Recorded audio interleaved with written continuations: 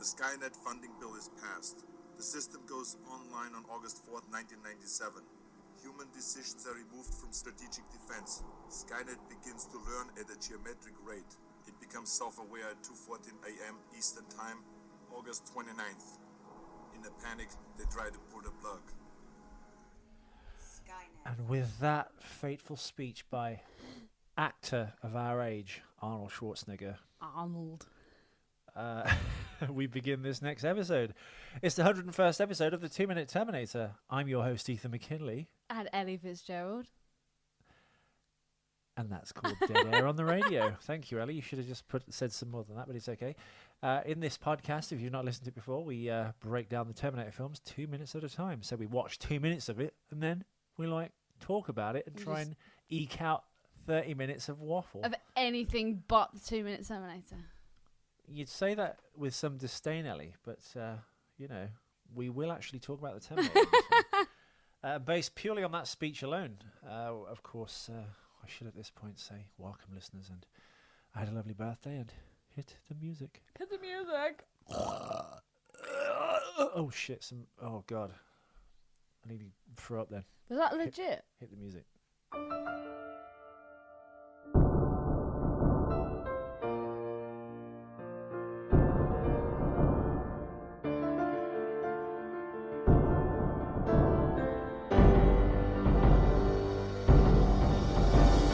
Watch out for machines, they're unstoppable.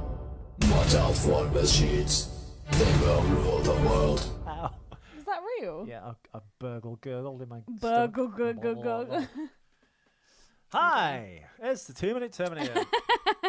Okay, it's episode 39, but if you put both of our first and second seasons together, we're on actually episode 101. Sarah eating a sandwich and how much you know about Dyson is, of course, completely wrong because the timeline is now skewed. And it starts with Sarah kind of saying how much you know about Dyson. That's also wrong. It starts with the Terminator actually discussing how Skynet obviously got built. Yeah. And ends with some black people talking. It's just black. So, welcome to the show. Welcome to the show. I've got a fact attack, or trivia schmovia. Fact attack.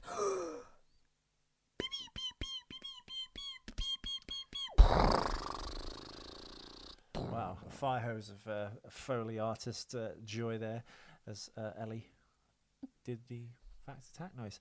I'm obviously stringing this out as much as I can because I've only got one fact for you.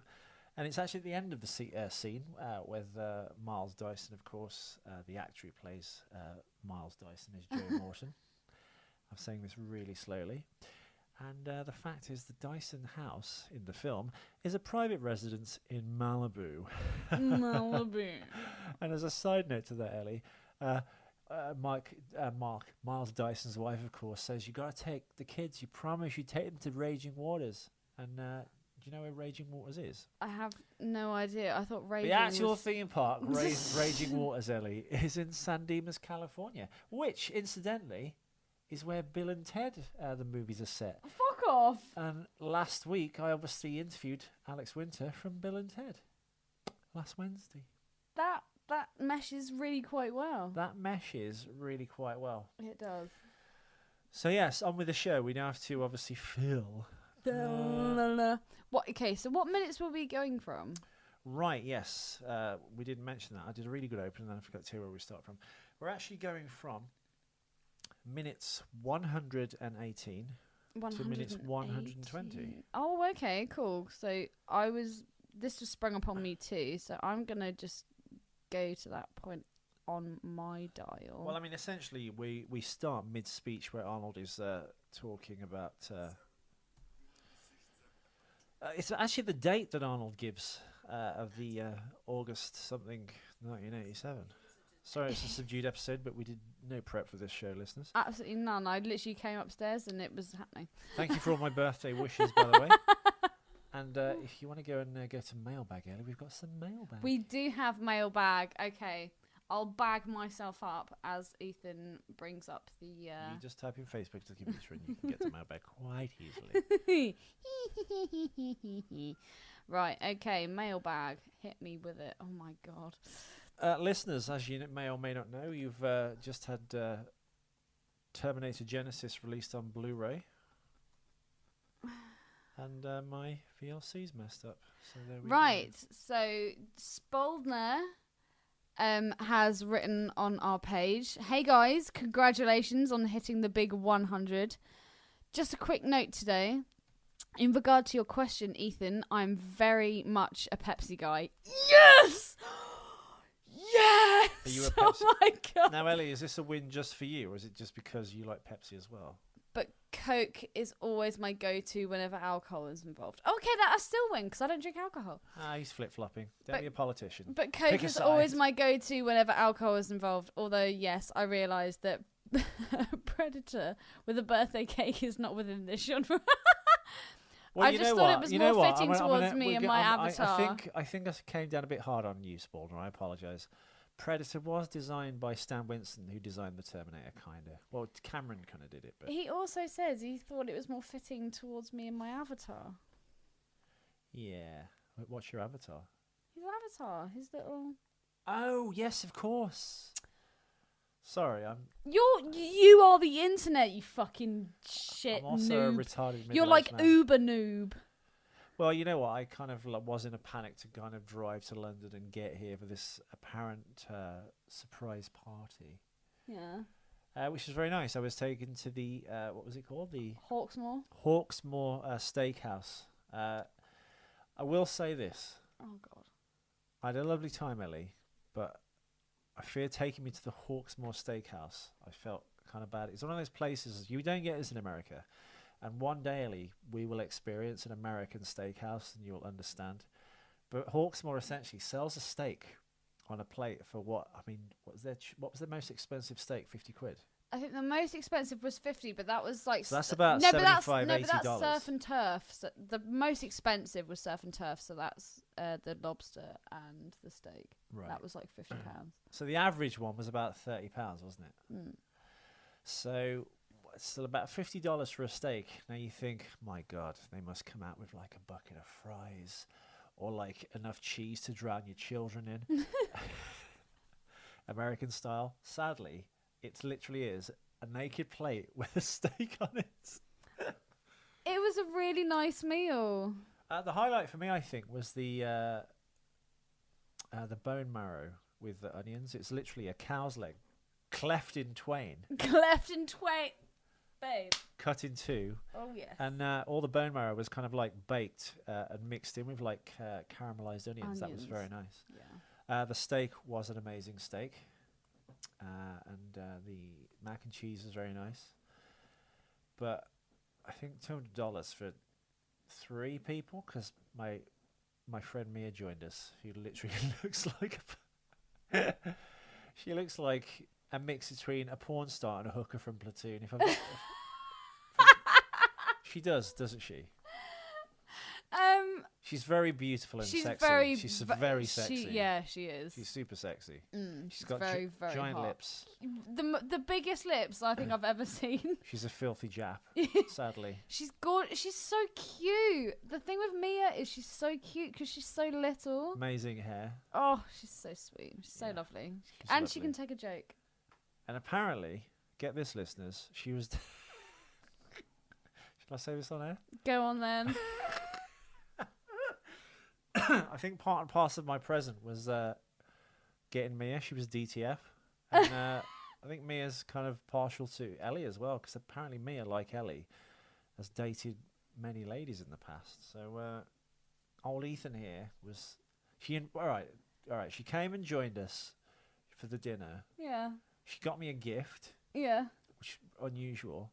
And then she was like, we drove her back to her house, and she was like, do you guys want to come inside? That's not a euphemism. Although apparently it was. And I was like, okay, well, I think if I overstep my bounds to try and make this happen, that might be quite a vulgar display of power. And if it does get wrong, I'm not going to go down with the ship. So I left it in the capable hands of Ellie. 'cause I think Mia is probably more interested in you than a dude anyway. And nothing happened. So I fell asleep and then went home. Well done, Ellie. Thanks. I can't believe you just did that. I can't believe you let the hottest woman on the planet slip through your fingers. I was so oblivious. I was full of steak and food, and I Oh was my God. tired. It had been a long day. I just didn't know that. I didn't know that sex was on the cards. Okay. Oh boy. Oh boy. But anyway, that's another story. I had a lovely time. I think because you ran off to a party or something on Saturday so quickly, I didn't get a chance to say actually thank you. I had a really lovely time. Good. I'm glad you had a good time. Thank you. And the gift of the belt was very nice. It replaced the exact belt I actually owned, but had lost or / was stolen many years ago. I'll put a picture of it on the website. You should do. What was your gift? It was Nosferatu's hand, but a belt.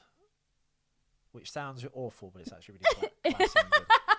It sounds bloody terrible. No, it's amazing, and it looks so fucking cool. I want one. If they made them for me, I would definitely wear one. I want a Nosferatu hand belt. but my waist is too small. Now, down to brass tacks. So, Spaldner writes in and says he's a Pepsi man. How can you like Pepsi, Spaldner? Because he's the motherfucking... Oh, by the way, having an opinion that either diverges from either of the hosts, you don't need to kind of like white knight it and flip-flop so you please both of us. Yeah, we'd love it if you just had an opinion of your own. You're both wrong. Okay, so yeah, he said, very much a Pepsi guy, but Coke is always my go-to whenever alcohol is involved. Also, yes, I realised that Predator with the birthday cake is not within this genre. I just thought I would keep it more fitting towards me and my avatar. Yeah. No, you did great. Love you did that. great. Thank you, James. Amazing. Very nice. However, my other posts were definitely within the legal limits of the show. Okay. Where can we get this motherfucker a t-shirt, Ellie? That's about out it. Anyway, keep up the great work. And Ellie, That's about it. good save on making Ethan go with the... Yes! Good save on making Ethan go with the Arnold movie list. It was a shit episode. It wasn't a shit episode. The reason being is because at this point during the commentary and the facts, not the fact attack in this show, but the trivia track within the Skynet edition Terminator 2 DVD or Blu-ray, whatever, he didn't really have anything to say. It was just him and the producer just staring at the bloody wall, I assume, in the studio, not really saying much. Oh dear. Oh dearie me. Okay, so what are the bookends of these 2 minutes? It does, in fact, Sarah saying, I want to know all about how Skynet gets built and started. It actually ends with Miles Dyson's wife by the pool before she goes in to Dyson, and he actually explains to her that he can't go to... he can't go to Raging Waters, which is in San Dimas, sadly, because it's in the next clip. Oh, I apologise again. I apologise again. This is just... Hey, we got another thing from Arnold. Thank you. I know, we got another... We've just been having a look He's at the... atoned himself for his crimes. We're just looking at the picture that Spaldner put on the page of Arnold Schwarzenegger holding the very cute little present. And Ethan, what did I watch at the weekend? Or Friday? The Golden Child. No. Fuck The Golden a film Child. you've never seen before, shockingly. She saw Twins. I saw Twins. I'm not that much of a fan of Twins. I loved it. Okay, I didn't love the film. There were bits that I loved, but I just fell in love with Arnold's character because he was just so innocent. He really reminds me of this guy that I used to work with called Andy Matthews. Andy, if you're listening, I miss you, babe. Sadly, Andrew is not listening. Along with about 100,000 other people that should be listening. He was just like, you know when you get those guys where they're just built like brick shit houses and they look like you walk through walls, but they're actually so sweet and they're so nice and they're like family men and they just want to look after just so adorable. And it's just like, how can such a brute be so like sweet and lovely? Really made me think of that Andy guy. He's cool. But no, I really liked it. Food. Man, my shit-faced yet. It's got me the best line in that whole movie. Continuing with the list, what Arnold films haven't you seen then? Now Twins has been struck off the list. You actually thought it was good then? I enjoyed it, but because one thing I didn't get, I guess it was tacked on as a plot device, really. But the end of the film. What with all the babies? No, not that bit. That was like more the epilogue, or like the thing about this like super expensive engine that was stolen, and then Danny DeVito sold it for $5 million. But like the guy, obviously from Starship Troopers, and the guy that played Kuato. Yeah. In what was it? Total Recall. Total Recall. The way they dispatched him was like a bit weird. Did they kill him or did they not kill him? He was hit on the head with like some like hoist kind of chain thing. Yeah, and all the chains just kind of. And there was so much chain, it became cartoonish. It did. To the point that he would have been killed by the weight of the chains, but like there wouldn't be enough. How tall would the building have to be to get that amount of chain to cover him? They were definitely clutching at chains. Straws. Ellie's now shrugging with like saucer-shaped eyes, going, I ain't got a fucking clue, mate. Hans, this is radio, not television. Put the gun away. No, I enjoyed it. I thought it was funny. Yeah. Yeah, and plus I got to see Arnold Schwarzenegger in a suit jacket and shorts. That was amazing. With his giant calves. And yes. Oh my god, Arnold Schwarzenegger has the fucking sexiest back ever. I have a thing about men's. Oh my god, your back. It's worse than your front. The backs, men's backs, I've always had a thing for, because I've always been with like tall guys. They've always had like big backs, so I've always been into that. So that, keeping you awake, Ethan. He's yawning. Yeah, it's just got that really fucking amazing back. Oh yeah, I enjoyed it. It was good. It was good. Well, the only actor we can really talk about in this scene, bringing it back to the actual film we should be talking about, is Lupit. What's her name? This is the actress playing Dyson's wife. Epatha Merkerson. Epatha Merkerson. Now she's one of these actors that they put like one letter or thing before their name. They put something dot. Can you think of any other actors that do that? E. Howard Hunt. Sorry, he was the one of the CIA liaisons that, on a deathbed confession, claimed he was one of the team that killed Kennedy. In fact, you know what, listeners? No, I don't know. He's one of the tramps that was actually picked up. It was him and God, what's his name? Harrelson. Actually, Woody Harrelson's dad. Did you know that? No. One of the two of the tramps that were arrested, or the vagrants that were arrested by cops behind the fence where the puff of smoke came for the grassy knoll. One of them was Woody Harrelson's dad. Actor Woody Harrelson. Wow, I did not know that. Yeah. That's amazing. And that the other guy with him was obviously E. Howard Hunt. That's the only person I can think of apart from Epatha Merkerson, who played Miles Dyson's wife. She's a mixed race lady. She looks pretty much the same as she did 25 years ago, so well done. Eating healthy, like it. She's been in Black Snake Moan, Laquana Blues, Law and Order. With this shot, Ethan, when they're driving, yes, are they actually driving? Yes, these all the or are these just going to be like screens? No. This is a shot in the day. I don't know why Cameron's such a fan of like, I guess rear projection when driving at night. Who knows? But the day stuff is actually shot day for day. There's a thing in movies basically called day for night. Because back in the day, you'll see lots of this in lots of old films when they're ever at night doing a scene, everyone just looks really blue, but it's quite blatantly daytime. Yeah. Because they didn't have the camera lenses really that could pick up enough light onto the film. So basically they'd shoot a thing called day for night. So they'd shoot in the day, and then they'd either put a filter over the camera like a blue thing, or they'd light it in a very particular way. But all the stuff, as far as I can tell, particularly in this scene when Arnold's talking about the future war happening, that's all literally shot live. Yeah. Yeah. I imagine what they do was a cameraman would sit in Sarah's spot in the car and Arnold would just do dialogue to the cameraman. And vice versa. Dude, filming must be so fucking boring. It is. It must be so dull. Well, you saw Arthur Merlin, how little I was in that, and I shot for 5 days. And you fucking bitched and moaned about it the whole fucking time. Oh, I did. It's like, how's it going, Ethan? I had to drive this fucking shit all up this fucking hill. You hated it. When I actually got to know everyone on the set. And it was like crazy like times as well. You were like up there at like midnight. And Yeah, it's 3 filming o'clock till in the 8 in the morning. morning and shit. But no, when I got the first 2 days was tough because I was cast at midnight and had to be on the set at 8 a.m. and the set was 200 miles away.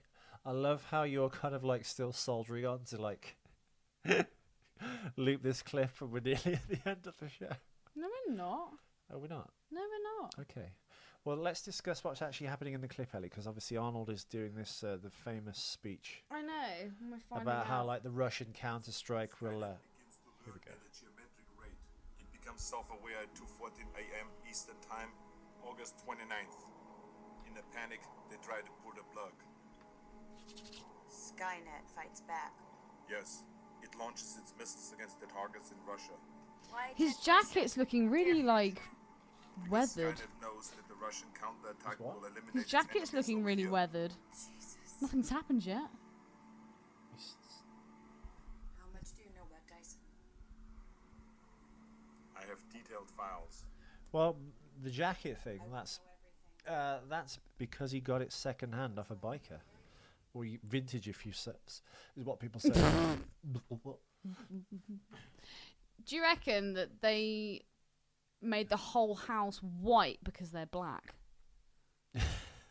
Like everything is white. So they show up in greater So they relief on really, film. yeah, just, you know, the contrast. And I'm sorry, but who the fuck licks the back of someone's neck? That's weird. A couple in love, Ellie. Ugh. A couple in love.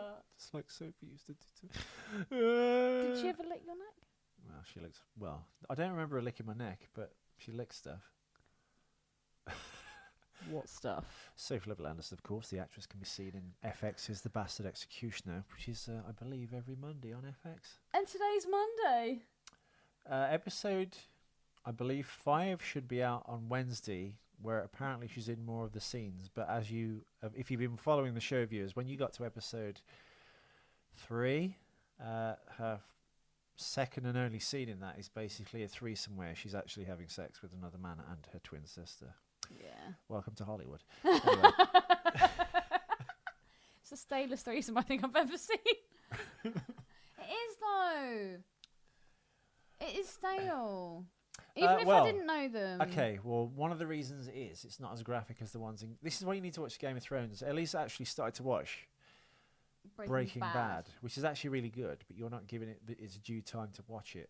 You should try and watch an episode a night if you can. Okay. Because the episodes you're up to in the season 1, halfway through, it is tough. I had a tough time getting through the first half of the season, but it does like pick up and you're like, oh my god, what happens next? Because it gets so fucking bent and out of shape and crazy. And for someone like you who likes a character going from like one end of the spectrum to the other and like giving into evil and enjoying it, you might find it interesting. Now, Game of Thrones you also might like because it's literally full of just sex and death. But It's the incest that really gets me. Oh yeah, the brother and sister who Yeah. fuck. Yeah. I'm not gonna lie, people. Incest, it's Ellie's a hot apparently topic. what is it, incest porn at the moment? No, incest tumblers. Incest tumblers. Because you sent me a Tumblr, which one I can't remember what it was, but like literally everyone, whatever you're into, whatever you're not into, just type it in and put Tumblr after it, and you can find it. If you're into like putting rattlesnake rattles up your bum and dancing to Bob Fosse, there's a Tumblr for it.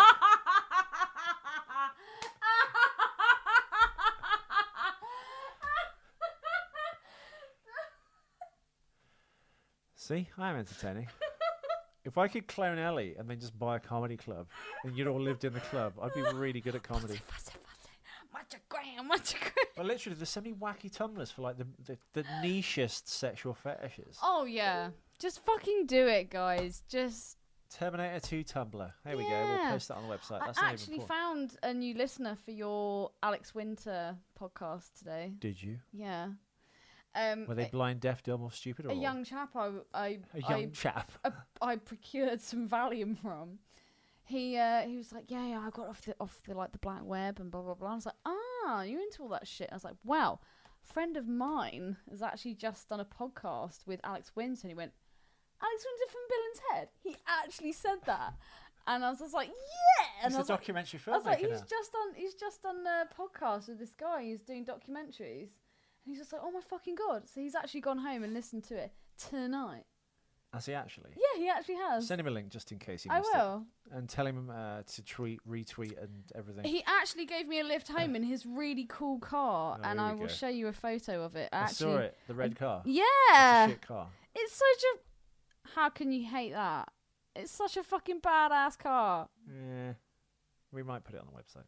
It's awesome. He's also got a Transformer sticker right on the front of it as well.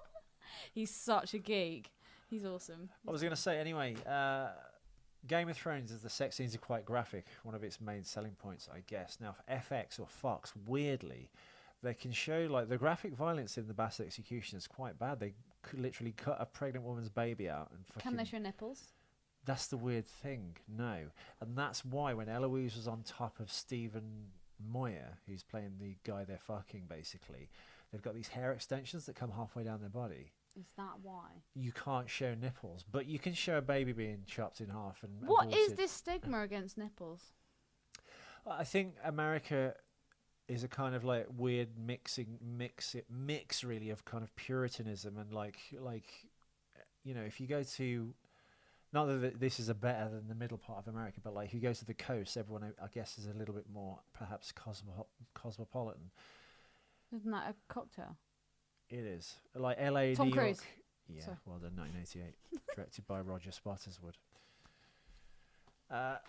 Yeah, no, it's a weird, but I think now the internet and stuff, this would have kind of gone away. But there are these like weird rules for TV. George Carlin even did a bit like a thing called the 7 words you can't say on TV. He had like a really big, good comedy bit about it. That's just words, but like yeah, they can't show nipples, but they can show like the most horrific violence. It's just a strange dichotomy, I feel. What the fuck, man? It is. It's really weird. Can we just start? In Game of Thrones, you see nipples, dicks, fanny, blood, fucking. I think the only thing you don't see on Game of Thrones is fucking insertion. So, insertion of swords is okay. Do Penis to vagina. Do they show a reinserted penis into a vagina without a condom? I can't get over that line. That was obviously me discussing the Julian Assange case with Alex Winter on the Questionable podcast. I was listening to it today at work, and the line that I literally had to rewind about 3 times. Oh yes, and that part where he had to reinsert his penis into her vagina without a condom. I was like, And that oh my, constitutes surprise sex. oh my god, this is Ethan saying this. Like, what the fuck? Ellie, You just when shoved his cock up her. When you're being a professional newsman and you're speaking to a pop culture icon like Alex Winter, you don't say Germany's cock up her, as you would. But why not? It's more you. It's I know more, it is. It's real. I know. Just be real, man. I know. I'm getting realer though, I think. Do You are think? you are getting realer. Yeah. But just drop the word penis. All right. Never use that word again. Well, I had a message from Trooper Productions and Alex saying I had a lovely time on the podcast and it was good and thanks and well done. The documentary is going to be on Netflix in about a month's time. So yeah, all good. Amazing. That's fucking rad. I'm very pleased. So yeah. So yeah, what can we discuss about this lovely scene between this two? Well, the thing you said about this Negro thing, couple. a lot of houses in Malibu, which is where this was shot. They're all like very big white glass bungalows, very beautiful, very, very expensive. Weirdly though, if the sea level rise is a little bit because of global warming, all those houses are fucked. What? Why? Well, because they're literally right there on the beach. Well, that's retarded. Or they're on stilts. I mean, God, what can I use as an example? There's basically in Malibu, there's 2 kinds of houses. One's on the beach, which are the ones we saw in Into the Night, where that woman ran out onto the beach and they drowned her. Yeah. And the other kind of houses are ones on stilts, like in Lethal Weapon 2, where Mel Gibson obviously rips the stilts out and drives away with the house. Yeah. And that's where Miles. And the died. middle bit of LA, kind of like West Hollywood, is kind of like the Nightmare on Elm Street house and the house from Halloween. Those houses literally almost opposite each other on off Sunset Boulevard. So weird. So how is this? How is this? G'd up from the feet up, made all his millions then. Well, he's like he's a He's robotics Mr. person, isn't he? So Mr. Robotics, Mr. Skynet. he must have invented some amazing stuff, and now he does like work for like I guess the equivalent in this movie universe of DARPA, like those weird DARPA dogs that look like horses, but they they sound really weird. I sent you those things, didn't I? Do you think that they purposefully had like a black father and mother figure? Why did they not make it like an interracial? Why thing? make the people that created the end of the world black? Oh, I don't know. Why not make it interracial? Well, in a sense, you could argue that it is because Miles Dyson's wife is obviously mixed race, so she's kind of white. Yeah, but she would probably count herself. Do you know what I find interesting, actually? Go on. I remember a while ago, Go I think on. it was some kind of like Spice Girl thing or something. God. And they were asking Mel B whether she considers herself black or white, and obviously she is mixed race, but she predominantly proclaims herself to be of black origin. So where does that split happen? Like where? Do you reckon those people of mixed race would necessarily deviate towards the I am of black origin or I am of white origin? Which side would you identify with? Yeah. I don't know, because it's something that only a person of dual, I guess, racial descent. Which would you pick? Well, you don't know what you'd pick, would you? Yeah, I mean, I don't know. I guess all the people I know that are mixed race predominantly seem to have hung around with black people. Okay. A lot of girls I know that are mixed race would only date black guys. But Really? Yeah, but weirdly, a lot of black girls I've met and gone out with swear blind they'd only ever date white guys. So Yeah. Yeah, I don't know. That's what I've discovered. I've found that black girls that I know won't date black men. Who but do then- you know? Hey, just because I live in Surrey, yo. I don't know any black people. I know loads of black people. We're in like the whitest part of England. Yeah, I know, but I come from the Bronx originally. Yeah. Kinda. If you like a fact attack, by the way, Arnold Schwarzenegger. Fact attack. The Arnold Schwarzenegger leather jacket, by the way, they've made like several of them. So it's not one throughout the whole movie. No. Why? Well, because movies are obviously shot out of sequence, and you'd have jackets of varying qualities or degradations throughout the film. A little bit like Indiana Jones. I think there are about 7 or 8 jackets made just for the Raiders of the Lost Ark.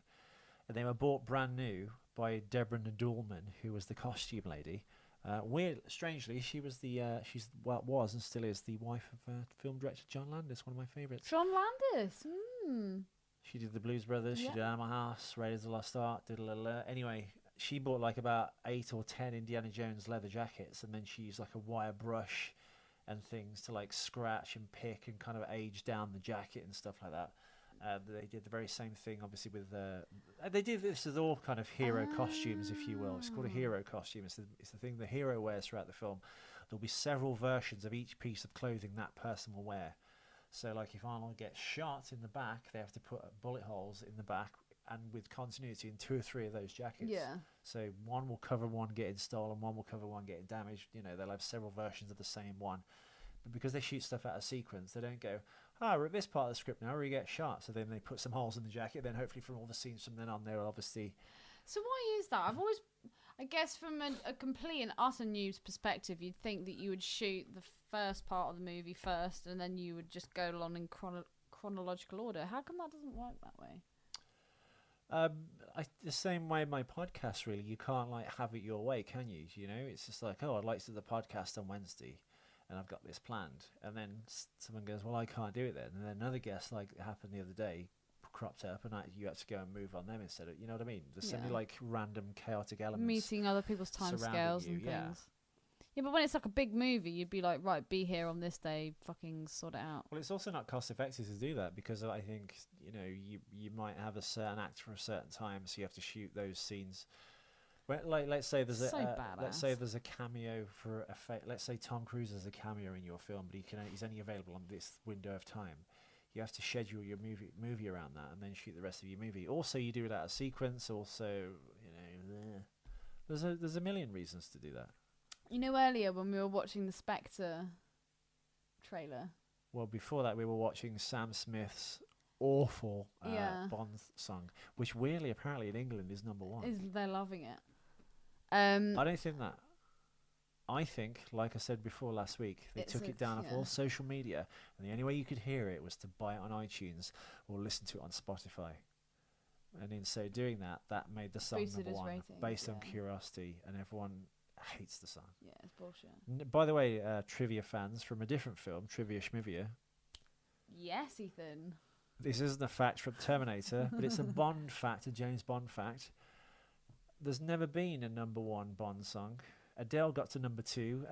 Living Daylights, God, That was that's 2. top 10. No, View to a Kill got to number 2. Nothing has ever got to number 1 except this song, the Sam Smith one. There's definitely something going on. There's some He's- fuckery. Okay, he's gay. He's probably Jewish, That's fine. and he's probably part of the Illuminati. It's fine. Spectre is kind of the Illuminati, I guess. in that film, anyway, the song doesn't go anywhere, does it? So, It's just rubbish. But yeah, the point I was gonna make, as I was watching it and it was finishing off, I was just like, I can't believe I'm gonna say this, but I'm actually gonna have to admit it and stand up and be honest. I was watching and I was like, the last Mission Impossible movie was so much better. Cruise has become my new Bond. Oh my god. well, you've seen Spectre. No, you've not seen Spectre yet, so how can you say that? Because it just looks bad. What about Skyfall? Did you see that? You've not seen Skyfall? Oh my god. Have you seen the one with Jack White and Alicia Keys? They're not actually in it as actors. Okay. Yep, I saw Casino Royale and the one after that, which was the Jack White one, and I was Maybe just like, we should watch this is Skyfall. just- really? Yeah. Is it any good? I actually really liked it. Okay. Yeah. Who does the music? Sadly, up to this point, John Barry obviously is the famous Bond composer. He works all the way through Doctor No, the first one, with Vic Flick's famous guitar down, and that's like they created that and stuff. I think the first film that he didn't do was Live and Let Die, because Paul McCartney wanted to do the theme song, and he came as part and parcel with George Martin, who was the Beatles, obviously the Beatles record producer. Yes. I think they got John Barry back for Man with the Golden Gun with the Lulu song and the really good score for that. Mm-hmm. And then when The Spy Who Loved Me came around, I'm not sure if he was maybe unavailable. I think John Barry was doing the 1976 King Kong remake music, which is also very nice. At that point, Marvin Hamlish came along. Now, Marvin Hamlish worked a lot with Barbra Streisand. Mecha Streisand. And he did this kind of like disco kind of score for James Bond, which really badly dated it. Whenever they try and follow a genre that's happening at that time, not so much the theme song, because that's all the theme songs are very much of their time. When they try and make the score, in Marvin Hamlish's case, disco, it's a huge fucking mistake. Oh, God. So yeah, that was the biggest Bond to date in terms of budget and scope and spectacle, which I guess you could argue it's a kind of remake of You Only Live Twice, where they go to a giant base at the end, someone's going to try and take over the world, which in of itself is a remake of kind of Moonraker. When will they stop remaking things? John Barry did the music all the way up to and finishing with The Living Daylights, when I told you about his famous spat with a-ha.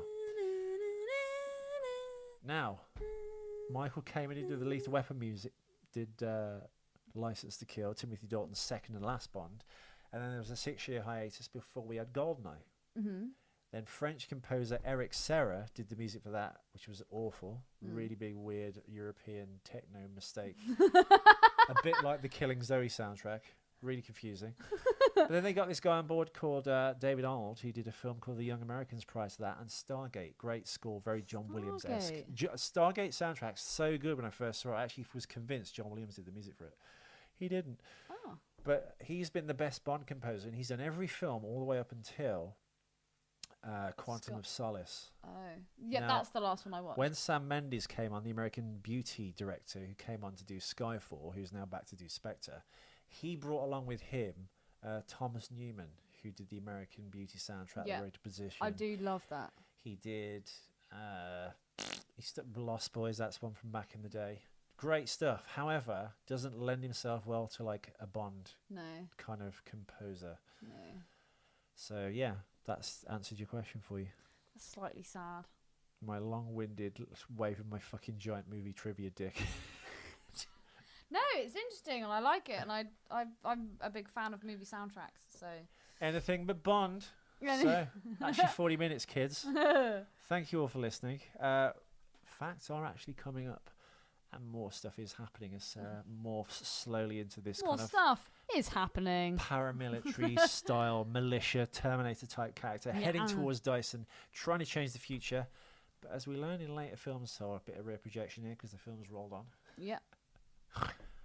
Why do they keep doing that? Oh, I forgot to say on the show, Scott Shaw. I know you're not listening to this, so it doesn't actually matter. But Scott Shaw, the bit part actor from Terminator 2, who does films in the Zen filmmaking style, where you have no script, no direction, you just show up and then you invent some shit on the day. Kind of like it.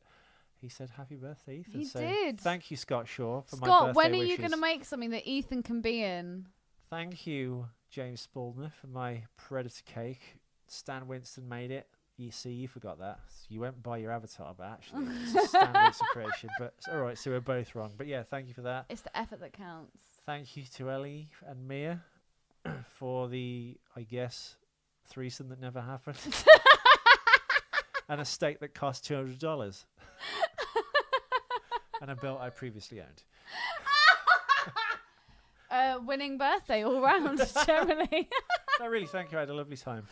Anyway, join us again tomorrow for more fun and games and bullshit. There will be an update on every show now about Mia and Ellie. See if I can, see if I can throw to the 50-yard line and actually score a touchdown with these two pigs. Yeah. Wee, hasta la vista. Baby. Can't believe we didn't have threes.